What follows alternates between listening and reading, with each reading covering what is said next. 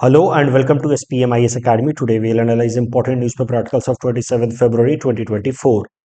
Please note you can download the PDF version of today's newspaper analysis by clicking the link given in the comment section. This is the list of the topics that we will be covering from today's newspaper. The first article is about Right to Education Act. This topic is important from our syllabus GS paper 2 Indian polity point of view. देखिए, अगर हमारे संविधान के original provisions को आप देखें तो उसमें जो पार्ट 4 था DPSP directive principle for state policies, उसमें article 45 used to say that there should be free and compulsory education to children between age group of 16 to 14 years. तो ओरिजिनली 6 से 14 साल के बच्चों के लिए फ्री एंड कंपल्सरी एजुकेशन का जो आइडिया था that was part of DPSP under article 45 of the constitution. बाद में संविधान के अंदर अमेंडमेंट किए गए 86th amendment act in the year 2002, जिसमें 3 जगह बदलाव किए गए। ये जो प्रोविजन है free and compulsory education to the children between age group of 16 to 14, इसको डीपीएसपी से निकाल करके फंडामेंटल राइट बना दिया गया under part 3 of the constitution under article 21A। तो अब ये एक जस्टिसिएबल राइट हो जाता है और every child between age group of 6 to 14 कि उसको फ्री एंड कंपल्सरी एजुकेशन मिलना ही चाहिए because it is now a fundamental right under article 21A।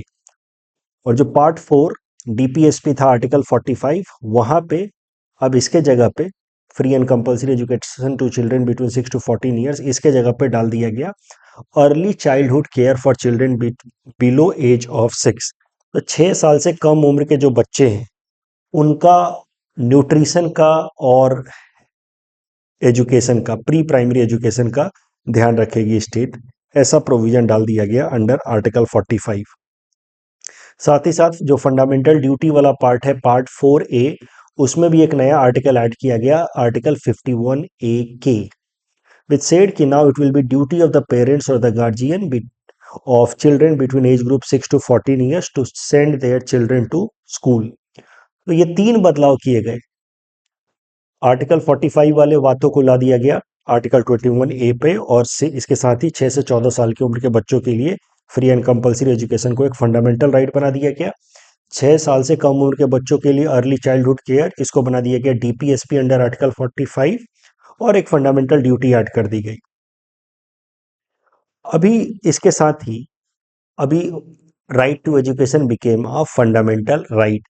आपको एक बात समझनी है कि देखिए डीपीएसपी जो पार्ट 4 है हमारे संविधान का, वो नॉन जस्टिसिएबल नेचर का है। It is a kind of directions given by the constitution maker to the governments कि आपको ये चीजें करनी चाहिए, बट मैंडेटरी तरीके से करने का जो आदेश है वो पार्ट 3 के अंदर दिया गया है which is fundamental right which is justiciable in nature. तो एज एंड व्हेन जो भी ऐसे आइडिया जो डीपीएसपी में है जिसको लेकर के सरकार को अब ये कॉन्फिडेंस आ जाता है कि now they are having capability in terms of fund functions, वो फिर उसको डीपीएसपी से निकाल करके फंडामेंटल ड्यूटी फंडामेंटल राइट के अंदर पार्ट 3 में ले आते हैं। मैं क्या कह रहा हूं इस बात को फिर समझिए। पार्ट 4 में वो बातें लिखी हैं जो चीजें होनी चाहिए, लेकिन उसको जस्टिसिएबल या मैंडेटरी इसलिए नहीं बनाया कॉन्स्टिट्यूशन मेकर्स ने क्योंकि आज़ादी के वक्त जब संविधान इम्प्लीमेंट हो रहा था, लागू हो रहा था, उस वक्त हमारे स्टेट के पास इतनी कैपेबिलिटीज नहीं थी, चाहे फंड्स की बात की जाए या फंक्शनरीज की बात की जाए, ये सारे प्रोविजंस को वो इम्प्लीमेंट कर पाए। बट धीरे धीरे धीरे धीरे when the state started to develop its capability, for example 6 से 14 साल के बच्चों को फ्री एंड कंपल्सरी एजुकेशन देने की कैपेसिटी थी नहीं स्टेट के पास आज़ादी के वक्त, लेकिन धीरे धीरे जब स्टेट को ऐसा लगा कि now it can give free and compulsory education to children between age group of 6 to 14 years in a mandatory and compulsory fashion, then the state itself took that provision from DPSP to Fundamental Right Part 3। तो ये है relation. वैसे तो आपने कई सारे relations पढ़े होंगे as a result of subsequent Supreme Court judgments, Minerva Mill case and all, Keshavananda Bharati judgment and all, 25th amendment, 24th amendment. तो डीपीएसपी और फंडामेंटल राइट के बीच के रिलेशंस के लिए आपने subsequent amendments and Supreme Court judgments तो पढ़े ही होंगे, लेकिन एक और रिलेशन मैं आज आपको बता रहा हूँ। डीपीएसपी इज एस्पिरेशनल, इतना हमें होना चाहिए, and fundamental right is mandatory, ये तो आपको कंपलसरी तरीके से प्रोवाइड करना है, राइट। तो जैसे जैसे स्टेट की कैपेबिलिटी डेवलप होती है, पार्ट 4 से प्रोविजंस को निकाल करके पार्ट 3 में डाला जाता है बाय द स्टेट इटसेल्फ। अब आर्टिकल 21 ने बना दिया right to education for children between age group 6 to 14 as a fundamental right, free and compulsory education to the children between this age group। इस प्रोविजन को इम्प्लीमेंट कराने के लिए, to make it enforceable, the parliament brought a law in the year 2009 जिसका नाम था right to free and compulsory education act 2009। तो many a times some of the fundamental rights, in order to get them implemented, the parliament has to bring a subsequent law as well, ताकि उस right को एक concrete shape दिया जा सके। वही हो रहा है इस केस में। आर्टिकल 21A को कंक्रीट तरीके से इंप्लीमेंट करने के लिए ये कानून बनाया गया। इस कानून के अंदर अगर बात की जाए तो ऑफ कोर्स प्राइमरी एजुकेशन 6 से 14 साल की उम्र के बच्चों को देने की बात की गई, क्लास 1 से लेकर के क्लास 8 तक की। कुछ और भी बातें रखी गई, कुछ स्टैंडर्ड्स वगैरह ड्रॉ किए गए कि स्कूल के क्या स्टैंडर्ड्स होंगे। तो प्यूपिल टीचर रेशियो 30:1 होना चाहिए, बिल्डिंग के क्या स्टैंडर्ड्स होने चाहिए, इंफ्रास्ट्रक्चर के क्या स्टैंडर्ड्स होने चाहिए स्कूल्स के लिए। जब बच्चों को स्कूल जाना आप मैंडेटरी कर रहे हैं, तो स्कूल्स के इंफ्रास्ट्रक्चर के भी तो कुछ बेसिक स्टैंडर्ड्स होने चाहिए, जैसे कि separate toilet for girls and boys, drinking water facility and all. एक और बात बताई गई, देखिए सरकारी स्कूलों में तो भेजा जाएगा ही बच्चों को under the provision of article 21A, लेकिन प्राइवेट स्कूल्स के अंदर भी 25% सीटें रिजर्व की गई for children coming from disadvantageous section. तो बेसिकली आर्टिकल 21A को इम्प्लीमेंट करने के लिए जो कानून लाया गया, इसके अंतर्गत बच्चों को फ्री एंड कंपल्सरी एजुकेशन देना है through government aided schools, right. But private schools were also mandated, asked to reserve 25% seats for students from disadvantageous section। तो ये जो तीसरा प्रोविजन जिसकी मैं बात कर रहा हूँ 25% रिजर्वेशन वाली, इसका ये कैसे इंप्लीमेंट हो रहा था या हो रहा है वो जब भी समझिए। It puts an obligation on the private schools to keep aside 25% seats in class 1 इटसेल्फ। पहली कक्षा में ही एडमिशन के वक्त ही 25% सीटें आपको असाइड करनी है for students coming from weaker section, और उनको फी कंसेशन देना है, यानी कि आपको लगभग फ्री में पढ़ाना है या सस्ते दामों पे पढ़ाना है। लेकिन जो फी कंसेशन देगा प्राइवेट स्कूल, वो फी कंसेशन को कंपनसेट करेगी स्टेट गवर्नमेंट या रीइंबर्स करेगी स्टेट गवर्नमेंट। जैसे मान लीजिए फीस है 5,000 रुपये प्रति मंथ, आपने 25% बच्चों को फ्री ऑफ कॉस्ट पढ़ाना शुरू कर दिया इन द प्राइवेट स्कूल। तो वो जो 25% बच्चे जिनको आपने फ्री ऑफ कॉस्ट पढ़ाया है, उनका जो फीस होगा 5,000 पर मंथ के हिसाब से, वो स्टेट गवर्नमेंट प्राइवेट स्कूल्स को देगी। This is a kind of arrangement made for ensuring 25% seats reserved for students from disadvantageous section in private schools. हाल फिलहाल में न्यूज निकल करके क्या आ रहा है कि कम से कम 3 ऐसी स्टेट गवर्नमेंट है, महाराष्ट्र, केरला और कर्नाटका की सरकार, जिन्होंने ये 25% वाला जो क्राइटेरिया है in right to education act, उसमें बदलाव किए हैं। बदलाव कुछ ऐसे हैं कि अगर कोई भी प्राइवेट स्कूल के 1 किलोमीटर के रेडियस में कोई गवर्नमेंट स्कूल है, तो फिर उस प्राइवेट स्कूल के ऊपर ये 25% वाला क्राइटेरिया एप्लीकेबल नहीं होगा। यानी कि उस प्राइवेट स्कूल को 25% सीटें गरीब बच्चों के लिए रिजर्व नहीं रखना है। अगर वो गरीब बच्चों को 25% सीटें देते भी हैं, तो भी स्टेट गवर्नमेंट उसको रिइंबर्स नहीं करेगी, अगर उस प्राइवेट स्कूल के 1 किलोमीटर के रेडियस में कोई दूसरा गवर्नमेंट स्कूल है। तो ऐसे प्रोविजंस क्यों ला रहे हैं कुछ स्टेट गवर्नमेंट्स, वो भी समझते हैं। देखिए, गवर्नमेंट स्कूल्स के अंदर इनरोलमेंट काफी कम होता जा रहा है। कई सारे ऐसे गवर्नमेंट स्कूल्स हैं जहां पे टीचर्स की संख्या 8, 10, 12 ऐसे है, स्टूडेंट्स की संख्या हार्डली 20, 22 है। तो enrolment in government school is declining at a very fast rate. Infrastructure भी खराब है, टीचर्स हैं, उनको सैलरी दे रही है स्टेट गवर्नमेंट्स, लेकिन बच्चे नहीं हैं। तो अब ऐसे हालत में गवर्नमेंट स्कूल्स के अंदर इनरोलमेंट बढ़े, इसके लिए 3 स्टेट्स की सरकारों ने ये नियम बनाया है कि अगर किसी प्राइवेट स्कूल के 1 किलोमीटर के रेडियस में कोई गवर्नमेंट स्कूल है, उस एरिया के बच्चों को उस गवर्नमेंट स्कूल में पढ़ने जाना होगा। उसको प्राइवेट स्कूल के अंदर इस राइट टू एजुकेशन एक्ट का बेनिफिट नहीं मिलेगा इन दैट 25% क्राइटेरिया। अब ऑफ कोर्स ये मामला सुप्रीम कोर्ट में जा सकता है, क्योंकि right to education is a fundamental right. तो राइट टू एजुकेशन एक फंडामेंटल राइट है अंडर आर्टिकल 21A। तो इसमें इम्प्लिसिट तरीके से आ जाएगा the idea of right to quality education. अगर कोई पेरेंट्स अपने बच्चों को गवर्नमेंट स्कूल में नहीं भेजना चाह रहे हैं, तो उसके पीछे क्या कारण है? गवर्नमेंट स्कूल के अंदर क्वालिटी टीचिंग नहीं हो रही होगी, तभी तो नहीं भेजना चाह रहे। That's why they want to send their children into private school. So now, on one side, you made right to education a fundamental right. On the other side, you are not providing quality education in government schools. That is why people are willing to send their children in private schools, right? और अब आप कह रहे हैं कि नहीं, अगर आपको राइट टू एजुकेशन वाला फायदा उठाना है तो आपको सरकारी स्कूल में ही जाना होगा, जहाँ की क्वालिटी अच्छी नहीं है। तो फोर्सिंग और आस्किंग पेरेंट्स और forcing parents to send their children to government school without improving the quality of education in government school is a kind of denial of right to education, which is a fundamental right.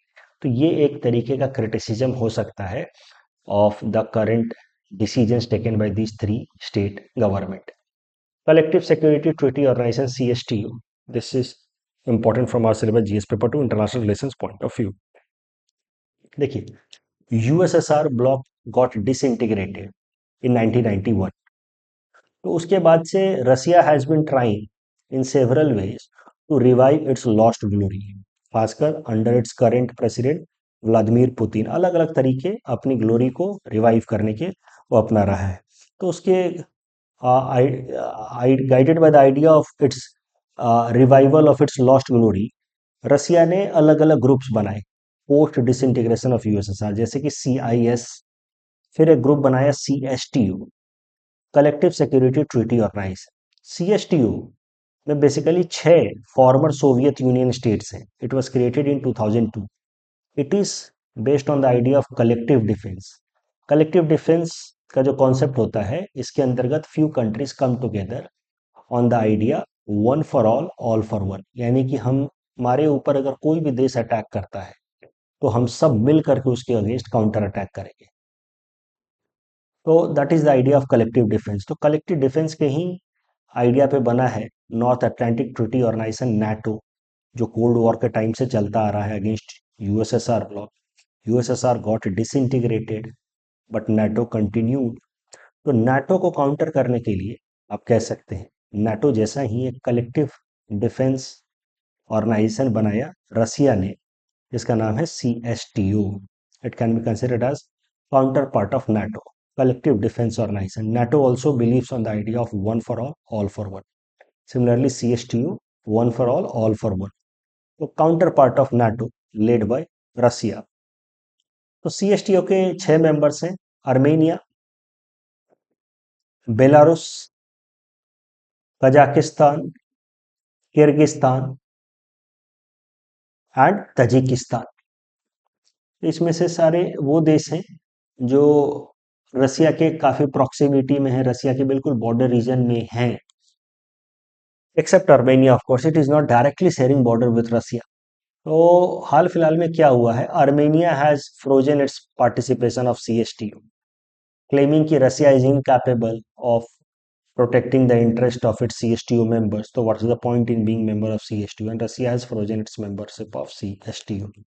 तो कहीं आप मान लीजिए ये CSTO के बारे में मैंने बताया दो आइडिया से, दो पर्सपेक्टिव से। एक तो प्रीलिम्स में आपसे पूछ सकते हैं CSTO है क्या, तो Russian led military alliance based on the idea of collective defence, 6 members. दूसरा आपसे मेंस में कभी आप लिख रहे हैं नाटो ग्रुप के बारे में, तो आप कह सकते हैं या कोल्ड वॉर एंड ऑल, तो आप कह सकते हैं कि how Russia has been trying to revive its lost glory and guided by this idea Russia has framed some collective defence organisations like CSTO। इस टॉपिक के बेसिस पे ये फिल्म्स प्रैक्टिस क्वेश्चन हमने आपको दे रखा है. Please attempt this question and submit the answer in the comment section. When start is about permanent solution to food stock holding, WTO meet India to push for permanent solution to the public stock holding of grains. G33 countries call for permanent public stock holding solution. दोनों topics को एक साथ मिला करके देखेंगे, मिलते जुलते topics ही हैं. एक आया मुझे लगता था लाइव मिनट में, दूसरा इंडियन एक्सप्रेस का है. So these articles are important from our syllabus GS paper 3 international institutions point of view, also from our syllabus GS paper 3, GS paper 2 international institutions and GS paper 3 Indian economy point of view. WTO के बारे में पहले भी हम कई दफा discuss कर चुके हैं. एक इंटरनेशनल ऑर्गेनाइजेशन है जिसको बनाया गया in the year 1995, headquarter in Geneva Switzerland. WTO का मेन पर्पस है to frame trade norms which are uniformly applicable across the world so that the trade amongst the world countries is conducted in a harmonized manner. क्योंकि trade संबंधित norms अगर सारे देश मोर और less एक जैसा फॉलो करें तभी जाकर के ग्लोबल ट्रेड हो सकता है. अदरवाइज एक देश दूसरे देश के ऊपर 30% टैक्स लगाए, इम्पोर्ट ड्यूटी, पहला उसके ऊपर 10% लगाए, इस तरह की अगर अनयूनिफॉर्मिटी होगी, लैक ऑफ यूनिफॉर्मिटी होगी, तो फिर ट्रेड करना मुश्किल हो जाएगा. So WTO has been created with the idea of ensuring uniform trade norms worldwide in order to streamline world trade.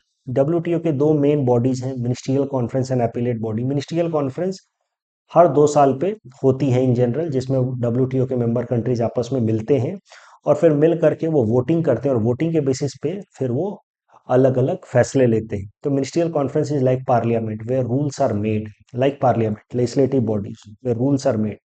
Once the rules are made at ministerial conference, then अगर कोई member country WTO का वो कानून तोड़ता है, वो नियम तोड़ता है, तो कोई दूसरा मेंबर कंट्री अपील कर सकता है in the appellate body of WTO against the country which in general violets the rules made by the WTO at its ministerial conference. तो appellate body is like judiciary, ministerial conference is like legislative body. अभी current news ये है कि WTO का 13th ministerial conference शुरू हुआ है Abu Dhabi में. हर 2 साल पे होता है. तो 2022 के बाद से अभी 2024 में WTO का 13th ministerial conference Abu Dhabi में शुरू हुआ है. यहाँ पे जो मेन डिस्कशन या एजेंडा जो भारत की तरफ से रहेगा वो है एग्रीकल्चर पे सब्सिडी के जो नॉर्म्स हैं, जो भारत के फूड स्टॉक होल्डिंग प्रोग्राम के लिए एक लिमिटेशन है. फूड स्टॉक होल्डिंग जो हमारे देश के अंदर होता है एमएसपी के थ्रू, और फिर उसको एफसीआई के गोडाउन में स्टोर किया जाता है. फिर अलग अलग वेलफेयर स्कीम जैसे कि प्रधानमंत्री गरीब कल्याण अन्न योजना के अंतर्गत गरीबों में बंटवाया जाता है. ये जो पूरा का पूरा जो सेटअप है, इसमें एक बड़ा हिंड्रेंस प्ले करता है डब्ल्यूटीओ का food stock holding limitation programme under its agreement, जिसका नाम है एग्रीमेंट ऑन एग्रीकल्चर. तो मैं आपको सरल भाषा में समझाता हूँ. डब्ल्यूटीओ के अंदर एक मिनिस्ट्रियल कॉन्फ्रेंस में एक एग्रीमेंट फाइनलाइज हो चुका है, इसका नाम है एग्रीमेंट ऑन एग्रीकल्चर.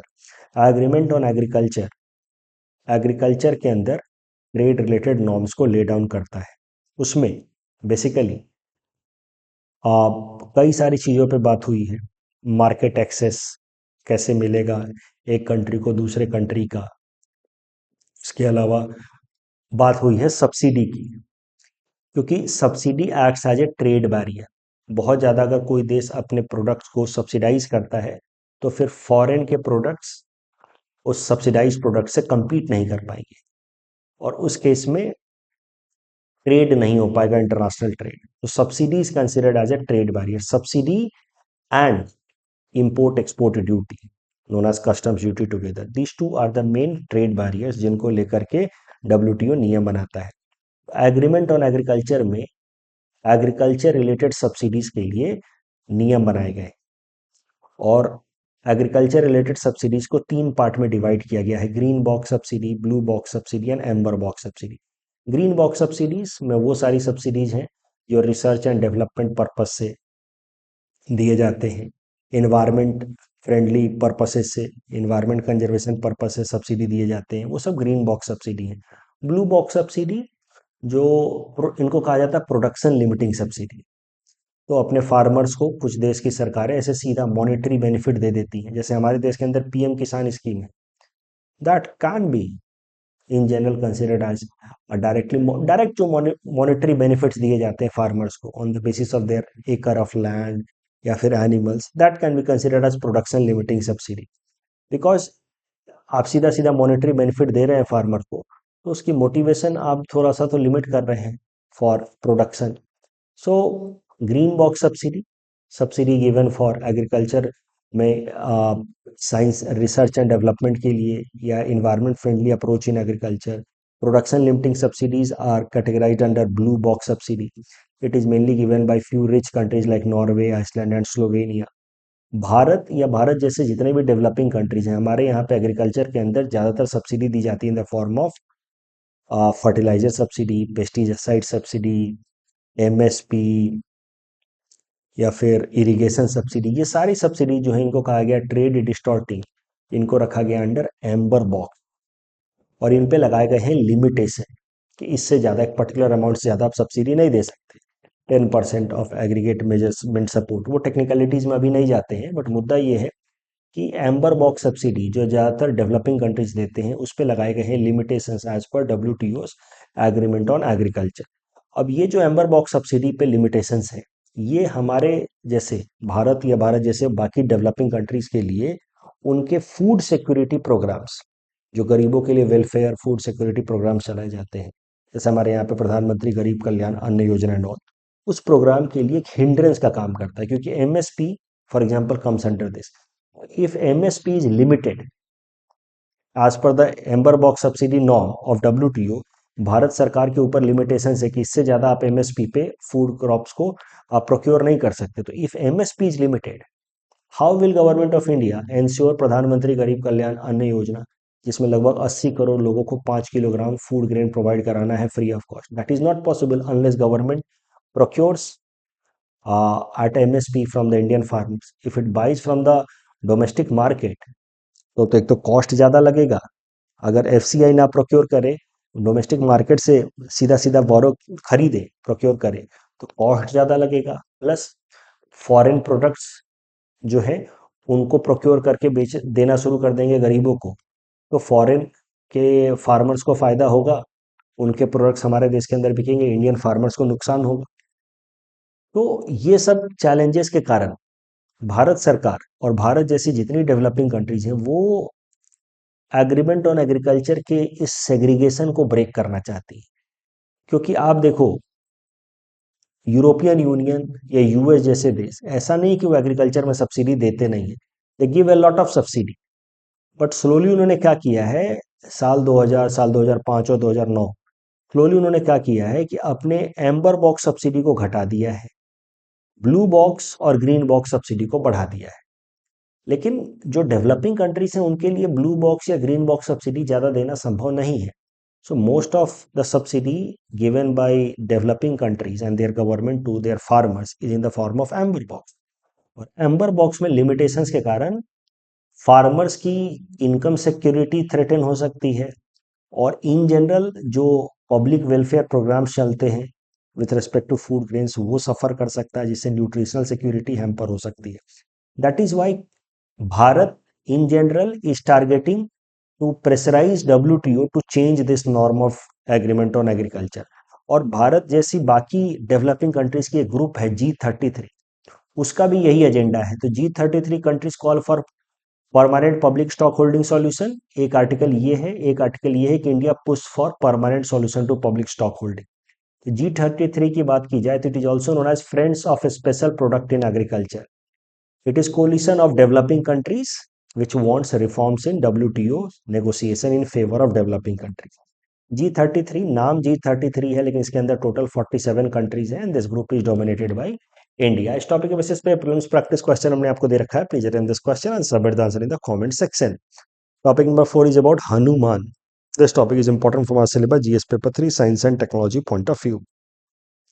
देखिए हनुमान क्या है वो समझने के लिए पहले हमें समझना होगा अबाउट लार्ज लैंग्वेज मॉडल्स। देखिए large language model computer processing का एक टेक्निक है जिसके अंदर इस तरीके की प्रोसेसिंग भी हो सकती है, जहां पे बड़े बड़े पैराग्राफ्स को पढ़ करके उनको प्रोसेस करके और कंप्यूटर उनका मीनिंग समझ ले। तो large language model is a kind of deep learning technique used by computers in its processing, through which they can make sense of large amount of text। तो बेसिकली जो CSAT के exam में आप comprehension पढ़ते वक्त करते हैं, वही काम अगर कंप्यूटर प्रोसेसिंग के थ्रू होने लगे तो उसको कहा जाएगा large language model. Large language model में क्या होता है कि the computers they process vast amount of text, they understand it's meaning. Large language models को डेवलप करने के लिए ट्रेनिंग कराई जाती है सिस्टम्स की। उनको पहले लर्न करना सिखाया जाता है और फिर उनकी ट्रेनिंग कराने के लिए वास्ट डेटा सेट दिया जाता है। विकीपीडिया बोल दिया जाता है पढ़ो, ओपन वेब टेक्स्ट पे जितने भी कंटेंट उसको बोला जाता है पढ़ो। तो this is how large language models are developed. तो large language models are setups. Large language model LLM is a computer processing system which can make sense out of big comprehensions। और उनको practice के लिए web page, open web portal पे जितने भी चीज़ें पड़ी हैं, कंटेंट पड़ी हैं, विकीपीडिया एंड ऑल, वो सब लगा दिया जाता है और वो पढ़ते रहते हैं। This is how LLM do practice. ठीक है, जैसे आप प्रैक्टिस करते हैं कॉम्प्रिहेंशन का, ये भी प्रैक्टिस करते हैं। तो LLMs are trained to identify meanings and relationship between words and the training data usually has large data sets such as Wikipedia, open web text, etc। तो आई जस्ट होप कि आपको LLM समझ आ गया। Large language models, बड़े comprehension को पढ़ के समझ जाने की काबिलियत, कंप्यूटर प्रोसेसिंग। अब समझिए ट्रांसफॉर्मर्स। ट्रांसफॉर्मर्स क्या होते हैं? Transformers are those who take input and then give desired output. जैसे आई लाइक साइंस, इनपुट लिया इसने और उसको जर्मन में ट्रांसलेट करके दे दिया, तो इसको कहा जाएगा ट्रांसफॉर्मर। ठीक है, अभी ये ट्रांसफॉर्मर्स और LLM को अगर मिला दिया जाए तो it leads to a new kind of artificial intelligence technology, जिसको हम लोग कह सकते हैं GPT, generative pretrained transformer. देखिए, आपने खूब सारा ट्रेनिंग डाटा लिया और उसके बेसिस पे LLM को ट्रेन किया, तो उससे क्या हुआ, बन गया आपका pretrained transformer. Pretrained transformer वो क्या करेगा? LLM, ये थोड़ा टेक्निकल है, ध्यान से समझिए। प्री ट्रेन्ड LLM, आपने उसको खूब ट्रेनिंग दे दी जिससे बड़े बड़े कॉम्प्रिहेंशंस को वो समझ सकता है। ठीक है, और फिर आपने उसको एक ट्रांसफॉर्मर सेटअप में कन्वर्ट कर दिया। इससे क्या होगा कि अब आप उससे कम्युनिकेट कर सकते हैं। आप ये पूरा वर्ड पढ़िए, GPT का मतलब समझिए, और फिर इस वर्ड से ही GPT का अगर फुल फॉर्म आप देखेंगे तो उसी से उसका काम भी समझ पाएंगे। Just look at the name of GPT and you will understand the function of GPT। Generative मतलब it generates output. How does it generates output? Through pre-trained transformers। तो you give input, you ask GPT कि बताओ अभी you ask about battle of Panipat, please right मी। आजकल तो GPT का आपने भी इस्तेमाल किया ही होगा। Please write a letter for me to seek leave for next 2 days from my office। You give context to the GPT and it gives output। तो GPT is a transformer, but GPT is a pretrained transformer. उसके पास पहले से language समझने की काबिलियत है। ठीक है, प्री ट्रेन्ड लैंग्वेज समझने की काबिलियत है, यानी कि प्री ट्रेन्ड LLM मॉडल है, लार्ज लैंग्वेज मॉडल प्रोसेसिंग है उसके अंदर। और जनरेटिव है, मतलब इट जनरेट्स इंफॉर्मेशन या messages just like normal human would generate. It provides और generates human like text. I just hope I am able to make you understand the meaning of GPT, generative। Generative मतलब the output which is human like text. Generative pre-trained transformers where you give input and you get output. GPT will not respond on its own. आप GPT open कर दीजिए, chat GPT open कर दीजिए, आप उससे कुछ पूछेंगे वो जवाब देगा। तो यानी कि आप इनपुट दीजिएगा, आउटपुट देगा, यानी कि वो एक ट्रांसफॉर्मर है, और जिस तरीके का आप इनपुट देंगे उस तरीके का वो आउटपुट देगा, यानी कि प्री ट्रेन ट्रांसफॉर्मर है and generative pre train transformer है। प्री ट्रेन ट्रांसफॉर्मर का मतलब है कि उसके अंदर LLM प्रोसेसिंग है, लार्ज लैंग्वेज को समझता है और जनरेट करता है ह्यूमन लाइक टेक्स्ट।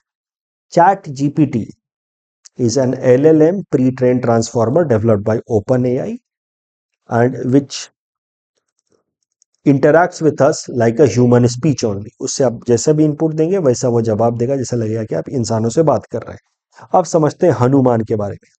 देखिए, हनुमान हमारा देश का खुद का, आप कह सकते हैं, LLM मॉडल है जो डेवलप हो रहा है, जो 11 लैंग्वेजेज में जवाब दे सकता है। Large language model which can respond in 11 languages and Hanuman is being built by Bharat GPT group.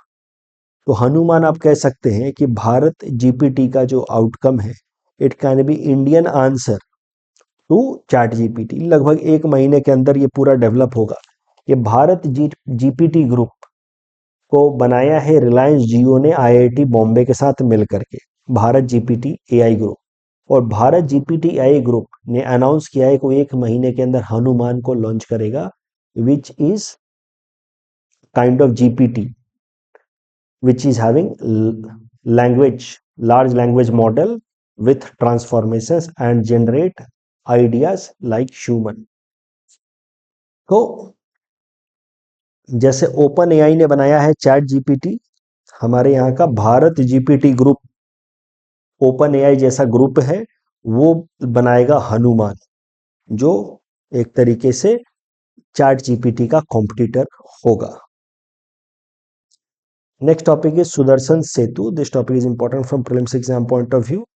तो हाल फिलहाल में हमारे प्रधानमंत्री जी ने गुजरात के अंदर सुदर्शन सेतु का इनॉग्रेशन किया। Sudarshan Setu is also known as Okha bridge to Dwarka signature bridge. ये भारत का सबसे लंबा केबल स्टेड ब्रिज होगा, जो ओखा, जो गुजरात का मेन लैंड है उसमें है ओखा, उसको कनेक्ट करेगा द्वारका बेत से। द्वारका बेत मतलब द्वारका आइलैंड से। द्वारका आइलैंड या Dwarka Bet is the second largest island of Gujarat coast after Diu. It will be on National Highway number 51. It will become an extension of National Highway number 51. याद रखने वाली बात यह है कि सुदर्शन सेतु है गुजरात के अंदर, द्वारका को कनेक्ट करेगा ओखा से, and it is India's longest cable stayed bridge. कल जब हमने आपको प्रैक्टिस क्वेश्चन दिया था उसमें मैंने आपको बताया कि Pakistan has now moved out of FATF, so the correct answer will be option A. And VPN से रिलेटेड जो मोस्ट अप्रोप्रिएट या क्लोज आंसर है वो है option B. That's all from our side for today. Thanks for watching.